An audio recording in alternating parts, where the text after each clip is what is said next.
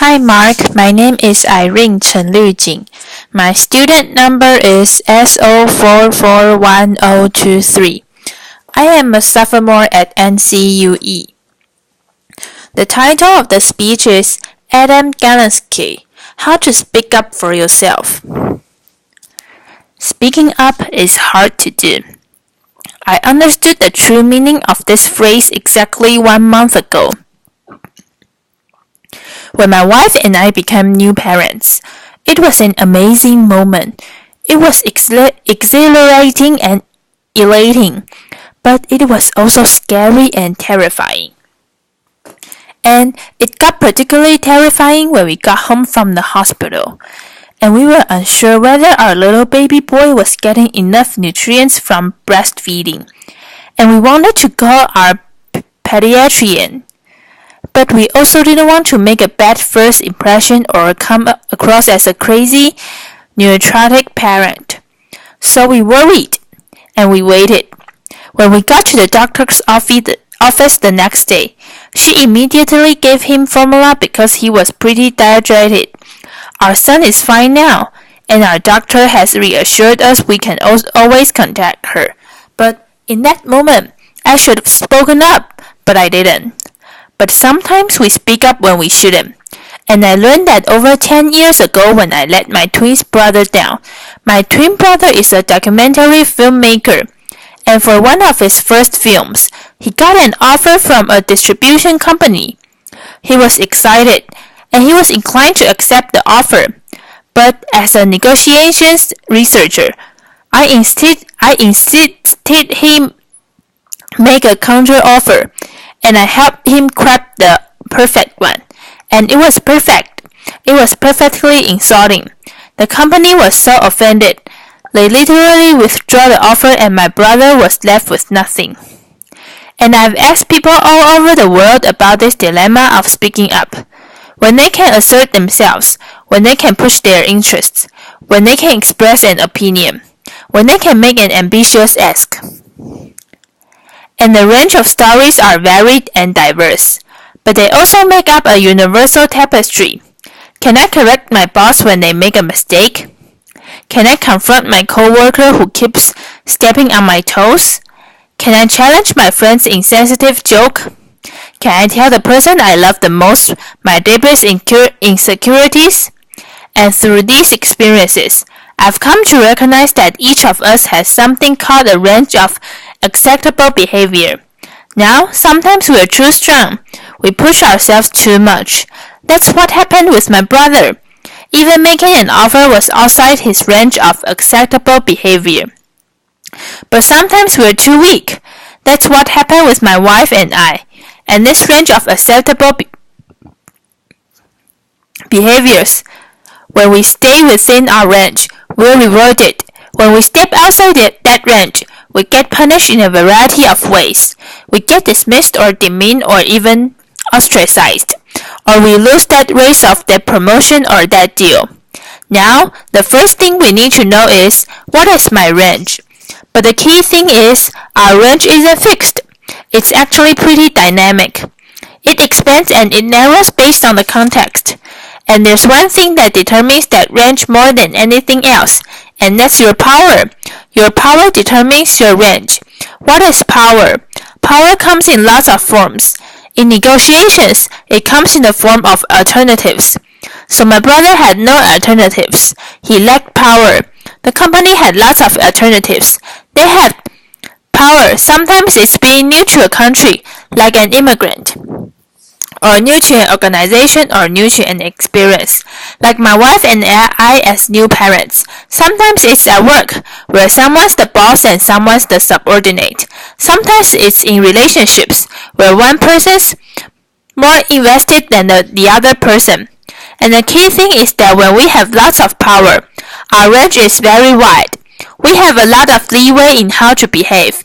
But when we lack power, our range narrows. We have very little leeway. The problem is that when our range narrows, that produces something called the low power double bind. The low power double bind happens when, if we don't speak up, we go unnoticed. But if we do speak up, we get punished.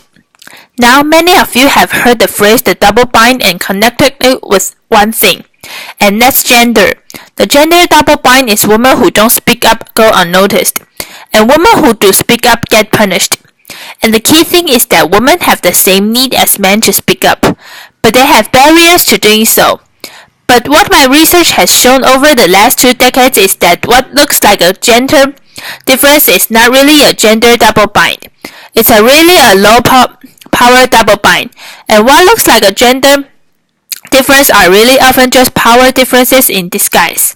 Oftentimes we see a difference between a man and a woman or a man and a woman, or men and women, and think biological cause there is something fundamentally different about the sexes. But in study after study, I found that a better explanation for many sex differences is really power, and so it's the low power double bind. And a low power double bind means that we have a narrow range, and we lack power. We have a narrow range, and our double bind is very large. So we need to find ways to expand our range. And over the last couple decades, my colleagues and I have found 2 things really matter. The first, you seem powerful in your own eyes. The second, you seem powerful in the eyes of others. When I feel power, I feel confident, not fearful. I expand my own range. When other people see me as powerful, they grant me as a wider range. So we need tools to expand our range of acceptable behavior. And I'm going to give you a set of tools today. Speaking up is risky, but these tools will lower your risk of speaking up. The first tool I'm going to give you got discovered in negotiations in an important finding. On average, women make less ambitious offers and get worse outcomes than men at the bargaining table. But Hannah Riley Bowers and Emily Amantilha have discovered there's one situation where women get the same outcomes as men and are just as ambitious. That's when they advocate for others. When they advocate for others, they discover their own range and expand it in their own mind. They become more assertive. This is sometimes called the mama bear effect. Like a mama bear defending her cubs. When we advocate for others, we can discover our own voice. But sometimes we have to advocate for ourselves. How do we do that? One of the most important tools we have to advocate for ourselves is something called perspective taking. And perspective taking is really simple. It's simply looking at the world through the eyes of another person. It's one of the most important tools we have to expand our range. When I take your perspective and I think about what you really want, you're more likely to give me what I really want. But here's the problem. Perspective taking is hard to do. So let's do a little experiment. I want you all to hold your hand just like this. Your finger. Put it up. And I want you to draw a capital letter E on your foreheads as quickly as possible. Okay, it turns out that we can draw this E in one of 2 ways. And this was originally designed as a test of perspective taking. I'm going to show you 2 pictures of someone with an E on their forehead. My former student, Erica Hall, and you can see over here. That's the correct E. I drew the E so it looks like an E to another person. That's the perspective taking E because it looks like an E from someone else's vantage point. But this E over here is the self-focused E. We often get self-focused, and we particularly get self-focused in a crisis. I want to tell you about a particular crisis. A man walks into a bank in Westonville, California, and he says, "Give me $2,000 or I'm blowing the whole bank up with a bomb." Now the bank manager didn't give him the money. She took a step back. She took his perspective, and she noticed something really important. He asked for a specific amount of money. So she said, "Why did you ask for $2,000? And he said, "My friend is going to be evicted unless I get him $2,000 immediately." And she said, "Oh, you don't want to rob the bank. You want to take out a loan." Laughter. "Why don't you come back to my office and we can have you fill out the paperwork?" Laughter. Now her quick perspective taking diffused a volatile situation. So when we take someone's perspective, it allows us to be ambitious and assertive, but still be likable. Here's another way to be assertive but still be likable, and that is to signal flexibility. Now imagine you're a car salesperson and you want to sell someone a car. You're going to more likely make the sale if you give them two options. Let's say option A, $24,000 for this car and a 5-year warranty, or option B, $23,000 and a 3-year warranty. My research shows that when you give people a choice among options, it lowers their defenses, and they're more likely to accept your offer. And this doesn't just work with salesperson, it works with parents. When my niece was 4, she resisted getting dressed and rejected everything. But then my sister-in-law had a brilliant idea. What if I gave my daughter a choice? This shirt or that shirt? Okay, that shirt. This pen or that pen? Okay, that pen. And it worked brilliantly. She got dressed quickly and without resistance. When I've asked the question around the world when people feel comfortable speaking up, the number one answer is when I have social support in my audience, when I have allies.